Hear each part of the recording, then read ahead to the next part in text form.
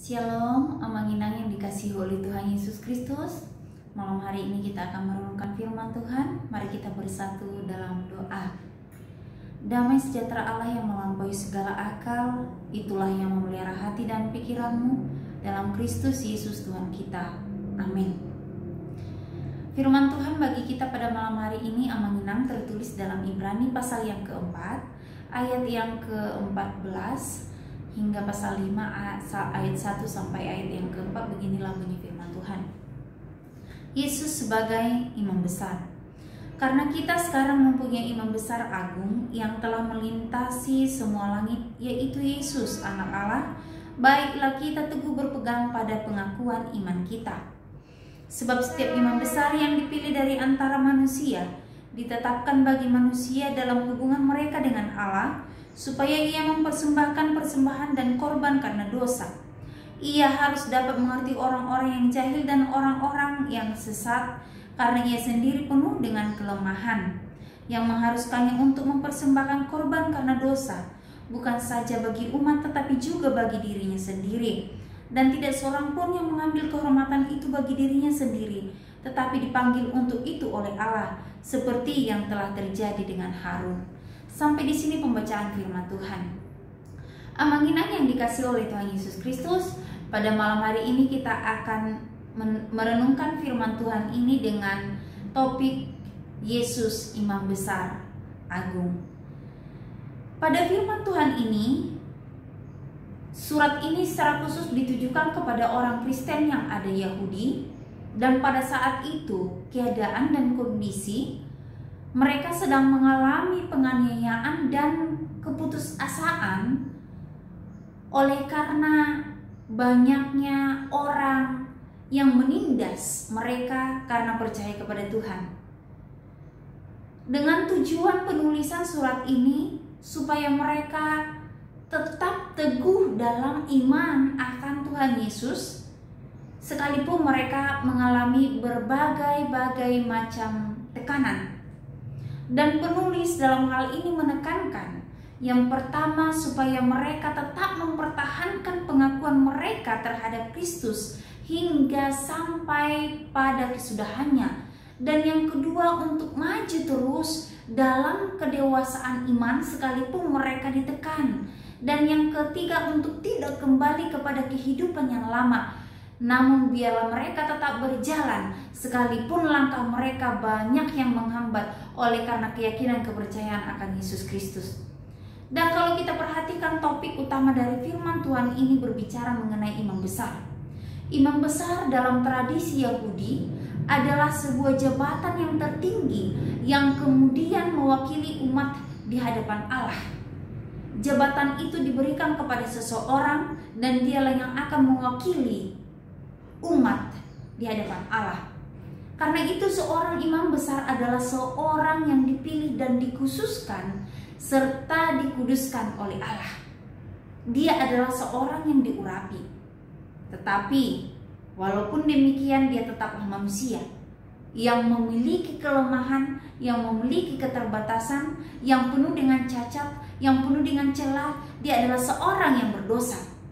Dan dia sendiri tentunya masih membutuhkan penebusan. Amanginang yang dikasihi oleh Tuhan Yesus Kristus, firman Tuhan pada hari ini menekankan bahwa Yesus sebagai imam besar, tetapi jelas berbeda dengan imam lainnya seperti Harun dalam perjanjian yang lama. Karena Yesus menjadi imam besar adalah imam yang sempurna dalam kehidupan kita manusia.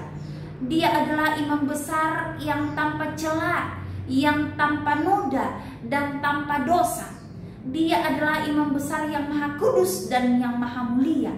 Dan dia imam besar yang maha hadir, maha tahu dan maha kuasa.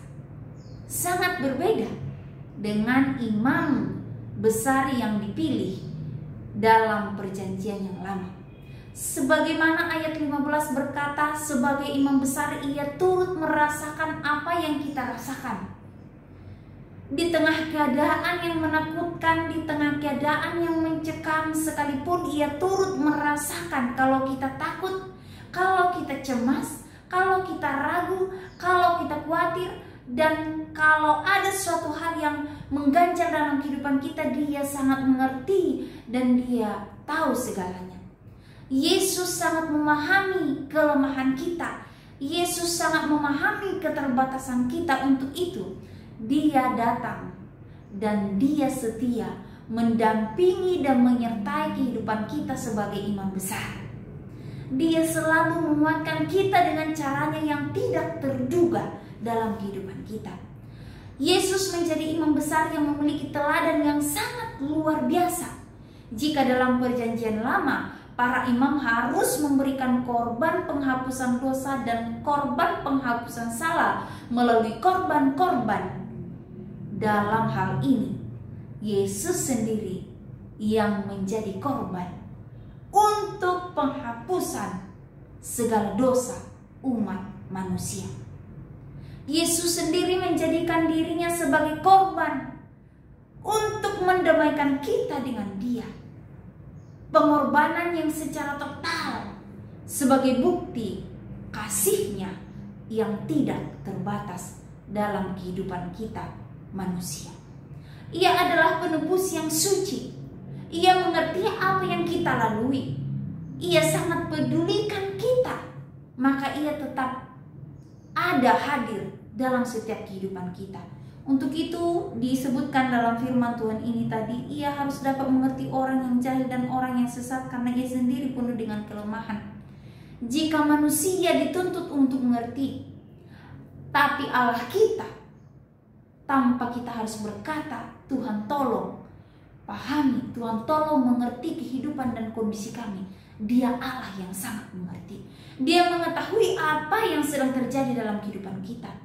Sehingga melalui firman Tuhan ini ditekankan benar kepada jemaat pada saat itu supaya mereka teguh dalam iman.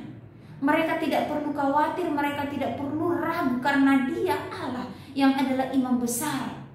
Sangat-sangat mengerti kehidupan umatnya. Dan tentunya pertolongannya tidak akan pernah terlambat. Amannya yang dikasih oleh Tuhan Yesus Kristus, malam hari ini kita diajak untuk datang kepadanya.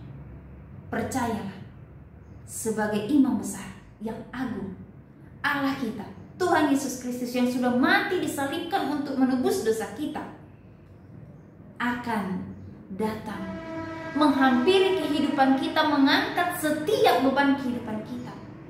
Yang lemah akan dikuatkan, yang memiliki pergumulan akan diangkat pergumulannya, yang sedang bersedih akan dihiburkan, yang sedang khawatir akan diyakinkan melalui firman Tuhan, melalui kuasa pemulihannya yang sempurna akan dinyatakan kepada kita. Bersyukurlah saat ini kita memiliki Allah, imam besar agung, yang maha mulia, maha kudus, yang akan selalu memperhatikan kehidupan kita. Oleh karena itu percayalah, senantiasa datang kepadanya. Mari senantiasa berdoa kepadanya. Mari senantiasa berseru kepadanya.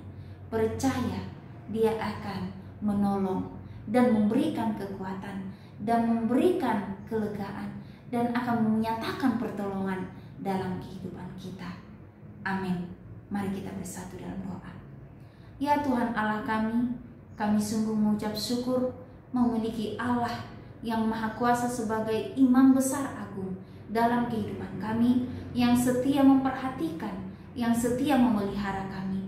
Terima kasih ya Tuhan untuk pengorbanan-Mu yang telah memberikan hidup-Mu bagi kami untuk keampunan dan penebusan dosa kami. Pada malam hari ini kami sungguh datang dengan segenap kerendahan hati di hadapan Tuhan untuk memohon belas kasihan Tuhan. Berkatilah kami Tuhan, kuatkanlah iman kami, supaya hari lepas hari dalam menjalani kehidupan di dunia ini kami beroleh kekuatan daripada Tuhan. Terima kasih Tuhan, malam hari ini kami akan tidur. Berkatilah istirahat kami, berikan kedamaian dan ketenangan, sehingga esok hari kami dapat bangun dengan sukacita yang baru daripada Tuhan. Inilah doa kami Tuhan, ucapan syukur kami dalam nama Tuhan Yesus. Amin.